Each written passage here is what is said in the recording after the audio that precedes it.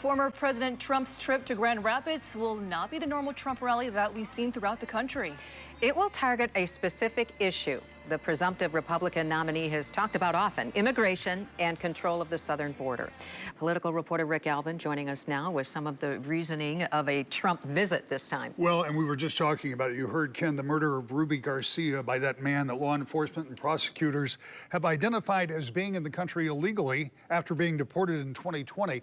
That'll be at least part of the focus for the former president. We expect him to highlight differences in immigration policy and border control in his administration and the Biden administration. But Trump is keenly aware of the importance of Michigan in the coming election. And while there will apparently be no rally associated with tomorrow's visit, it's practically a sure thing that such an appearance will happen at a later date. Trump has wrapped up both of his previous runs for the White House with rallies in Grand Rapids. Michigan is a battleground state, and according to Real Clear Politics, is trending toward Trump by 3.5%. Compare that to other battleground states like Wisconsin, where he's up by only 0.8%, or Pennsylvania. It's only 0.2 there. The former president needs to solidify those states that he can in order to get to the 270 electoral votes.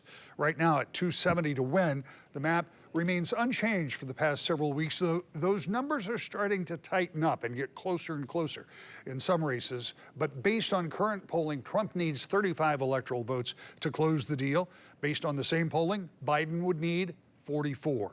They both have multiple pathways of getting there, and the states trending now could certainly change by this fall when early voting begins here in Michigan.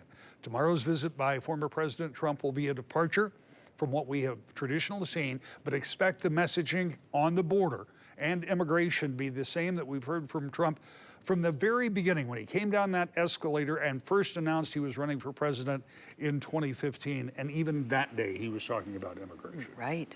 Any other stops that we know of other than the one at the convention center? You know, we don't. And sometimes we don't get a heads up about those unscheduled stops. So we haven't heard anything about that. But we do know he has another event in another one of those battleground states that we just talked about in Wisconsin. Timing on that isn't going to give him a whole lot of extra time here in Grand Rapids. We'll just see how that plays out tomorrow. Yeah, we'll see what happens, All and right. we'll have it covered. We will. Yeah, Rick, thank you. You bet.